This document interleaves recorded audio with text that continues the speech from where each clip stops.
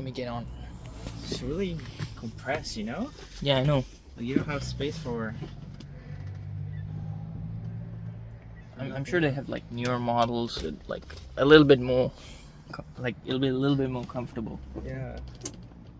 It's not bad though. It could be worse, yeah, that's true.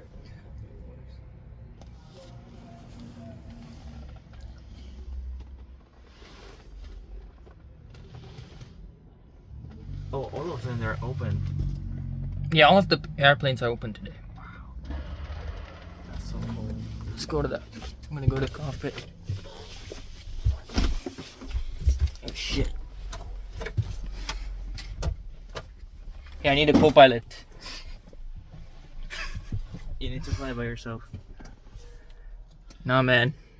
In case I black out, I need a co-pilot. So these are the avionics. That's the gyroscope. Hold on to this. Sure. Look at this, bro. I'm taking off. That's crazy. Okay.